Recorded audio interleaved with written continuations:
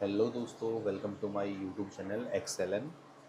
तो आज अपन बात करने वाले हैं कि जो अपना छठी यूनिट है 12th क्लास की, उसमें जो पहला चैप्टर है रिप्रोडक्शन इन फ्लावरिंग प्लांट यानी कि पुष्पीय पादपों में लैंगिक जनन, उसके ऊपर अपन बात करने वाले हैं। तो चलिए देखते हैं स्टार्ट में। जैसे ही आप अपनी बुक के अंदर ये चीज़ ओपन करते हो तो आपको कुछ इस प्रकार से इस यूनिट के 3 चैप्टर के बारे में दिखाया गया है यहाँ पे। इसमें जो पहला चैप्टर है वो पहला चैप्टर है बेटा पुष्पीय पादपों में लैंगिक जनन, दूसरा है मानव जनन और तीसरा है जनन स्वास्थ्य रिप्रोडक्टिव हेल्थ। और इसके अंदर जो अपन चैप्टर पढ़ने वाले हैं वो है आपका जो पुष्पीय पादपों में लैंगिक जनन। तो सबसे पहले अपन इसी चैप्टर को पढ़ते हैं, लेकिन उससे पहले एक बार ये जो अपन शुरुआत में है, उम्मीद है ये आपने पढ़ लिया होगा। तो इसके ऊपर थोड़ा सा अपन टाइम वेस्ट नहीं करेंगे, क्योंकि ये चीज़ें कई बार यहाँ से एक आध क्वेश्चन आ जाता है। बट फिर भी आपको जब भी टाइम मिले तो एक बार इसको रीडिंग लगा लीजिए। अपन मेन टॉपिक्स पे आते हैं। तो जैसे ही आप इस चैप्टर की शुरुआत करते हो, उससे पहले आपको कुछ यहाँ पे एक फ़ोटोग्राफ दिया हुआ है, ये वाला। तो इस फोटोग्राफ को ज़रूर याद रखना। ये है Panchanan Maheshwari, father of embryology या एंजियोस्पर्म एम्ब्रियोलॉजी। तो कई बार यहाँ से क्वेश्चन आ जाता है, तो इनका आपको नाम याद रखना है, ठीक है। इसके अलावा जैसे ही आप आगे जाते हो तो आपका ये चैप्टर स्टार्ट हो जाता है पुष्पीय पादपों में लैंगिक जनन। अब यहाँ पे आपको जब आप चैप्टर की शुरुआत देखते हो तो यहाँ पे आपको कुछ चीज़ें दिखाई दे रही हैं, जैसे कि यहाँ पे आपको दिख रहा होगा बेटा कुछ टॉपिक्स, जैसे पुष्प या आवृतबीजियों का एक आकर्षक अंग है, निषेचन के पूर्व की संरचना और घटनाएं, दोहरा निषेचन, निषेचन के पश्चात की संरचनाएं एवं घटनाएं, असंग जनन और बहुभ्रूणता। सबसे पहले अपन बात करते हैं यहाँ से। तो यहाँ पे जैसे कि आप देख सकते हो बेटा, क्या हम भाग्यशाली नहीं हैं कि पादप लैंगिक प्रजनन है। असंख्य प्रकार के पुष्प जिन्हें हम आनंद से टकटकी लगाकर देखते हैं, सूंघते हैं तथा जिनकी महक से हम मदहोश हो जाते हैं, उन्हें भरपूर रंग उनके भरपूर रंग आदि, यह सभी बातें उसके लैंगिक प्रजनन में सहायक होती हैं। पुष्प का अस्तित्व मात्र हमारे उपयोग के लिए नहीं है, सभी पुष्पी पादप लैंगिक प्रजनन प्रदर्शित करते हैं। पुष्पी कर्मों, पुष्पों तथा पुष्पी अंगों की संरचना की विविधता एवं एक दृष्टि डाले तो वे अनुकूलन की एक व्यापक परिधि को दर्शाते हैं। यहाँ इस चीज़ को ध्यान रखना बेटा, व्यापक परिधि को दर्शाते हैं अनुकूलन की। देखो, जो अपन प्लांट किंगडम जब आपने पढ़ा होगा 11th क्लास के अंदर, तो वहाँ पे आपने 5 प्रकार के प्लांट्स पढ़े होंगे। पहला तो जो आपने पढ़ा होगा वो है बेटा एल्गी, दूसरा है ब्रायोफाइटा, तीसरा है टेरिडोफाइटा, चौथा है जिम्नोस्पर्म और पांचवा बेटा एंजियोस्पर्म। यानी कि विकास के दौर में एंजियोस्पर्म सबसे लास्ट में आए, और जो सबसे लास्ट में एंजियोस्पर्म आए हैं बेटा वो सबसे विकसित हैं। और ये जिस भी वातावरण में पाए जाते हैं उसी के अकॉर्डिंग ये क्या हो जाते हैं, ढल जाते हैं। तो एक बार अपन देखते हैं आगे और क्या कह रहा है ये एनसीईआरटी।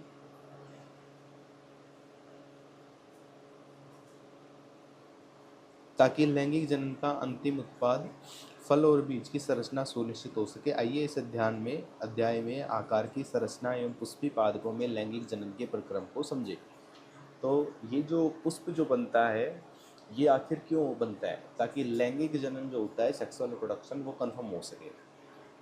साथ ही इसकी पुष्प की जितनी भी स्ट्रक्चर आपको दिखाई देती है वो अनुकूलन ही होता है एक तरह का, ताकि लैंगिक जनन आसानी से हो सके। अब इस चैप्टर की जो पहली हेडिंग है पुष्पी पुष्प आवर्त बीजियों का एक आकर्षण है अंग है। इसका मतलब क्या है बेटा, सामने देखना। आकर्षक अंग होने का मतलब है जो पुष्प होता है वो अट्रैक्टिव पार्ट होता है। जैसे कि आपने देखा होगा, आप जब भी कोई प्लांट के अंदर फ्लावर देखते हो तो आप तुरंत उसकी तरफ अट्रैक्ट हो जाते हो। ये वैसा ही है, जैसे ही आप किसी भी खूबसूरत चीज़ को देखते हो तो उसकी तरफ अट्रैक्ट हो जाते हो। खूबसूरत चीज़ से मेरा मतलब वो नहीं है जो तुम समझ रहे हो, मेरा मतलब प्लांट, ये फ्लावर से बेटा। हाँ, वो भी हो सकता है। खूबसूरत चीज़ें दुनिया भर में कई प्रकार की हैं और विविधताएं खूबसूरत चीज़ें आपको आकर्षित करती हैं, लेकिन फ़िलहाल अपन बात कर रहे हैं फ्लावर की। और इस फ्लावर के अंदर देखना था, इन फ्लावर को आकर्षक होने के साथ साथ अपन किन किन चीज़ों में इस्तेमाल कर सकते हैं। देखना बेटा, इसको अपन ने सौंदर्य विषय के रूप में, आभूषणात्मक यानी कोई भी आभूषण बनाने में, सामाजिक या धार्मिक कार्यक्रमों में या सांस्कृतिक महत्व की वस्तु रहा है। इसके अलावा मानव द्वारा प्रेम, अनुराग, प्रसन्नता, आपको किसी को प्रपोज या लव आपको प्रकट करना है, इसके अलावा आपको किसी के प्रति अपनी फीलिंग शेयर करनी है, इसके अलावा आपको दुख व्यतीत करना है, तो आप फ्लावर का इस्तेमाल कर सकते हो। इसके अलावा यहाँ पे कुछ आपको होमवर्क दिया हुआ है, ये अभी फ़िलहाल का पढ़ने का नहीं है, आगे चलते हैं अपन। ध्यान से देखना बेटा, यहाँ पे आपको एक फ्लावर की स्ट्रक्चर दी हुई है। पहले मैं आपको एक फ्लावर बना के दिखा देता हूँ यहाँ पे। जैसे मान लीजिए ये क्या है बेटा, कोई फ्लावर है।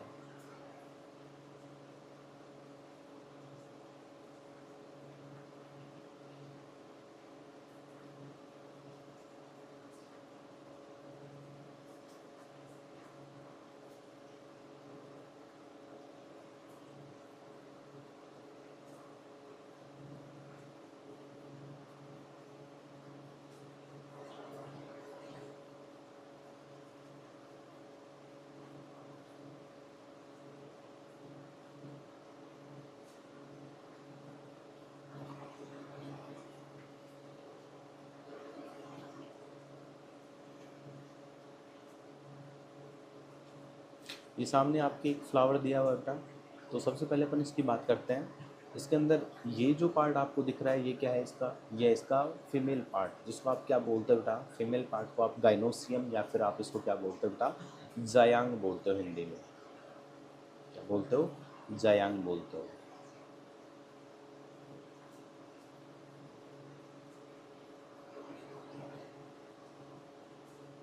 मुझे वापस से बनाना पड़ेगा बेटा।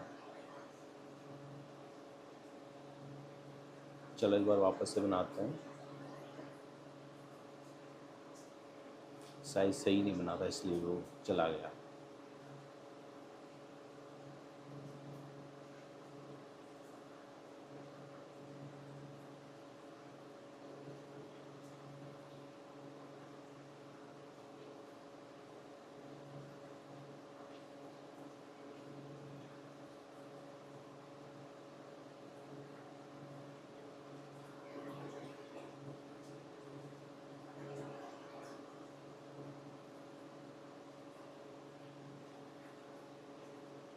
ये है इसका जायांग, या जिसे आप डायनोसियम के नाम से जानते हो। ये जो इसका पार्ट है, ये है इसका उमंग, जिसे आप एंड्रोसियम के नाम से जानते हो। और ये जो आपको इसका कलरफुल पार्ट दिख रहा है, इसको क्या बोलते हो आप, दलपुंज, जिसे आप कोरोला बोलते हो। और ये जो ग्रीन पार्ट आपको दिखाई दे रहा है, इसको आप बोलते हो बाह्य दलपुंज।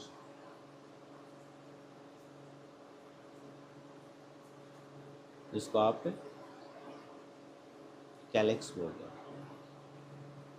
ठीक है, अब एक बार अपन इसको इस फ्लावर के अंदर देखने की कोशिश करते हैं।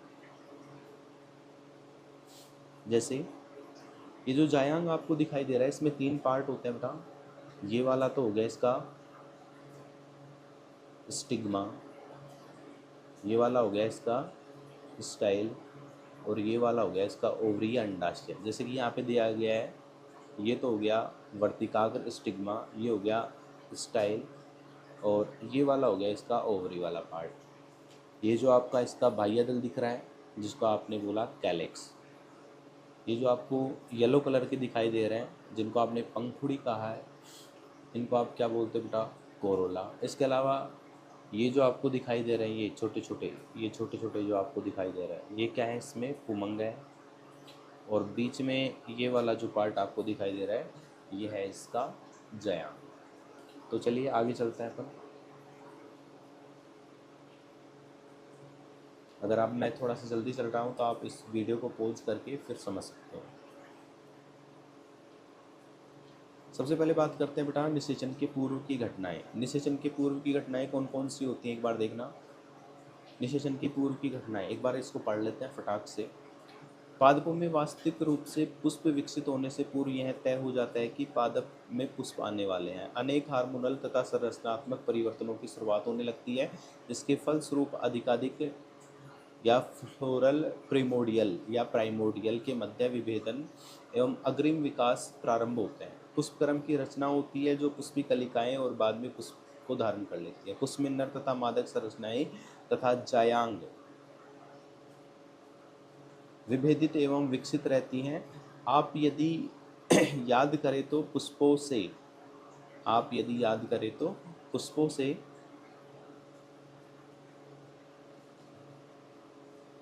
पुमंगों से भरपूर पुंकेसरों का गोला एक नर जनन अंग तथा जायांग स्त्रीकेसर अंग प्रदर्शित करता है। ये सामने जो आपको दिख रहा है इसको तो बोलता है बेटा पुमंग। और जब आप इस पुमंग को यहाँ से काटते हो तो कुछ इसी प्रकार की आपको स्ट्रक्चर दिखाई देती है, जिसके अंदर परागकण भरे होते हैं। और ये चार क्या है इसमें, पोलन चैम्बर या लघु बीजाणुधानी जिन्हें आप कहते हो। ये डायग्राम आपको ध्यान रखना, लघु बीजाणुधानी। अब सबसे पहले बात करते हैं अपन लघु बीजाणुधानी की, जो अपन इसकी स्टडी करते हैं तो पुंकेसर, लघु बीजाणुधानी तथा परागकण। ये जो मैं थोड़ा सा एनसीईआरटी को ना देख करके रैपिड रिवीजन की बात करता हूँ, तो देखना यहाँ पे एक विशिष्ट प्रारूपी पुंकेसर की सॉरी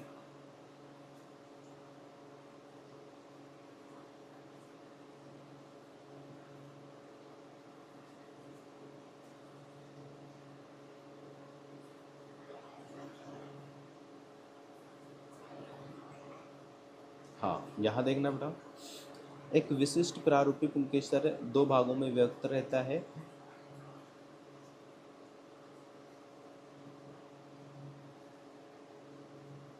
इसमें लंबाई पतला डंठल फिलामेंट कहलाता है तथा अंतिम सिरा सामान्यतः द्विपालित परागकोश कहलाता है। ये जो आपको स्ट्रक्चर दिख रही है इसमें दो भाग है। ये वाला तो है इसका परागकोश। एक बार मैं इसको साफ कर देता हूँ पूरे।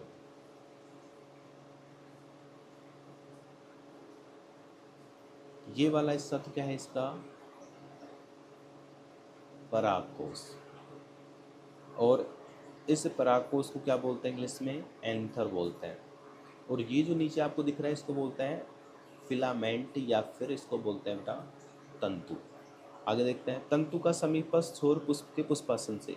समीपस्थ छोर से मतलब क्या है, ये जो नीचे वाला हिस्सा है जो जुड़ा हुआ है नीचे, ये पुष्पासन से जुड़ा हुआ होता है बेटा, तथा पुष्प दल से जुड़ा होता है। पुंकेसरों की संख्या एवं लंबाई विभिन्न प्रजाति के पुष्पों में भिन्न होती है। ये जो पुंकेसरों की संख्या है, इनकी संख्या किसी में 2 भी हो सकती है, 5 भी हो सकती है, अलग अलग प्रजाति के पुष्पों में अलग अलग डिफरेंट होती है।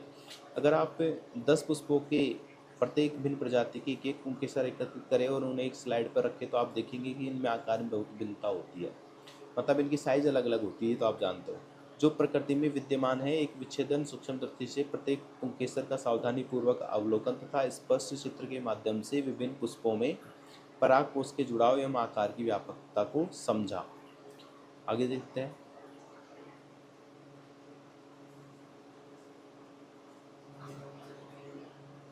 समझा जा सकता है। एक प्रारूपिक आवर्तबीजी परागकोश द्विपालित होता है। प्रत्येक पाली में 2 कोष्ठक होते हैं। द्विपालित का मतलब कुछ इस प्रकार से होता है, यानी कि 2 पालियां होती है और प्रत्येक पाली के अंदर 2 कोष्ठक होते हैं, यानी कि टोटल 4। इस प्रकार से होता है ये। तो ये 2 पालियां हैं जिनके अंदर 2 कोष्ठक और इनके अंदर ये क्या भरे होते हैं बेटा, परागकण भरे होते हैं। ये तो हो गई 2 पाली, प्रत्येक पाली में 2 कोष्ठक और इन कोष्ठक के अंदर क्या होता है बेटा, परागकण। तथा ये द्विकोष्ठी होती है।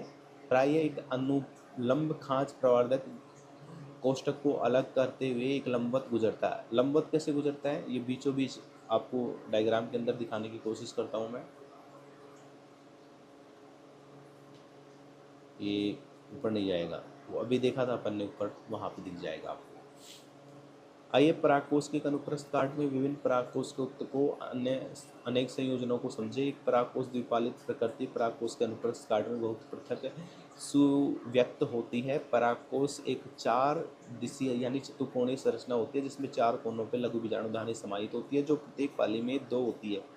यह लघु बीजाणुधानी आगे विकसित होकर परागकुटी या पोलन सेक बन जाती है। यह अनुलंब परागकोश की लंबाई तक विस्तारित होते हैं और पराग कणों से ठसाठस भरे होते हैं। लघु बीजाणु की संरचना, एक अनुप्रस्थ काट में एक प्रारूपिक लघु बीजाणु बाह्य रूपरेखा में गोलाई में प्रकट होती है। सामान्यतः 4 वित्तीय आवृत्तियों में एपिडर्मिस, एंडोथीसियम, मिडिल लेयर और एपिटम, 3 परतों में इसकी जो 3 परतें होती है संरक्षण प्रक्रिया का कार्य करती है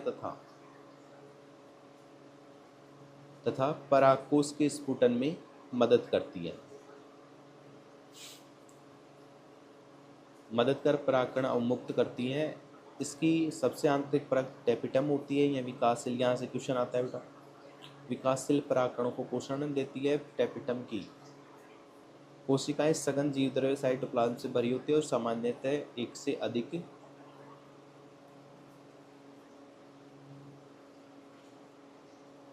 से अधिक केंद्रकों से युक्त होती हैं। क्या आप सोच सकते हैं कि किस प्रकार से एक टेपिटल कोशिका द्विकेंद्रीय बन जाती है? हाँ, बिल्कुल सोच सकते हैं द्विकेंद्रीय कैसे बनती है। जब कोशिका विभाजन होता है तो उस दौरान यदि केवल साइटोप्लाज्म का डिवीजन होता है और कोशिका द्रव का विभाजन होता है ओनली, और केंद्रक का विभाजन नहीं होता है तो केंद्रक एक में ही रह जाते हैं, उस दौरान बन सकती है। जब एक परागकोश अपरिपक्व होता है तो घने सुसंबद्ध सजातीय कोशिकाओं का समूह, जिसे बीजाणुजन ऊतक कहते हैं, लघु बीजाणुधानी के केंद्र में स्थित होता है। लघु बीजाणुजन को बाद में समझेंगे, पहले अपन एक बार इसके स्ट्रक्चर को देखते हैं। जैसा कि आपको दिखाया हुआ है, ये जो डायग्राम आपने दिख रहा है यहाँ पे, एक बार इस डायग्राम को देखने से पहले इसको समझना।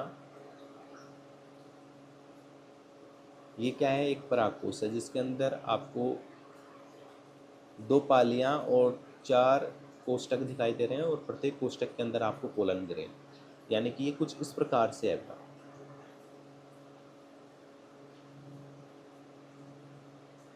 ऐसे है, ऊपर की तरफ मैंने 4 इसमें ऐसे दिखा दिए। जब आप इसको देखते हो ध्यान से तो यहाँ पे आपको एक प्याले की अपन यहाँ से एक की सेक्शन कटिंग करते हैं तो आपको कुछ इस प्रकार से ये लेयर्स दिखाई देती हैं। कैसे? सबसे बाहर जो होती है वो होती है एपिडर्मिस, दूसरा होता है एंडोथीसियम, फिर होता है मिडिल लेयर, और जो अंदर ही अंदर होती है होता है टेपिटम, और अंदर होती है माइक्रोस्पोर मदर सेल। ये 4 प्रकार की आपको लेयर जो दिखाई दे रही हैं, 1 2 3 4, यानी अंतस्त्वचा, अंतस्थीसियम, मध्य परत और टेपिटम, ये चारों परतें जो होती हैं ये इस लघु बीजाणुधानी के अंदर ये जो आपकी स्पोरोजिनस टिश्यू होता है इसको क्या करती है? प्रोटेक्ट करती है। इसमें जो सबसे अंदर वाली परत होती है वो टेपिटम होती है। यहाँ से आपकी नीट में क्वेश्चन आता है। टेपिटम का जो कार्य होता है, ये जो माइक्रोस्पोर मदर सेल है ये क्या करती है? अपना माइक्रोस्पोर बनाती है, और माइक्रोस्पोर को पोषण देने का कार्य कौन करता है बेटा? ये टेपिटम करती है। ये कैसे करती है? ये जो बाहर वाली परतें हैं इसकी मिडिल लेयर वगैरह, यहाँ से ये क्या करती हैं? जो न्यूट्रिशन होता है उसका अब्जॉर्व करती है और अंदर की तरफ उसको क्या करते हैं? रिलीज करते हैं सिक्रेशन के द्वारा। ये आपको डायग्राम आपको दिख रहा होगा, ये चारों डायग्राम है। जब भी आपको टीएस और पोलन ग्रेन, तो उस दौरान आपको ये डायग्राम बना के आना है। कौन सा वाला? या तो ये दोनों बना दो आप, लेकिन उससे पहले अगर आप एक ऐसा एंथर का डायग्राम बना के फिर ये 2 डायग्राम बनाते हो, ये वाला और ये वाला, तो वो ज़्यादा बेटर माना जाएगा और बोर्ड एग्ज़ाम में भी यहाँ से क्वेश्चन आता है। ठीक है बेटा? तो अगर ये टॉपिक आपको अच्छे से समझ में आया है तो इस वीडियो को लाइक कीजिए, चैनल को सब्सक्राइब कीजिए। मैं बाकी की वीडियो भी जल्दी जल्दी डालूँगा, थोड़ा सा टाइमिंग का है, मेरा कुछ एग्ज़ाम्स वगैरह है, बट फिर भी मैं आपके लिए ये नीट एग्ज़ाम होने से पहले लगभग जो इम्पोर्टेंट चैप्टर हैं उनको रिवाइज़ करवा दूँगा। तो मिलते हैं नेक्स्ट क्लास में अगले टॉपिक्स को कंटिन्यू करते हुए। तब तक के लिए जय हिंद और जय भारत।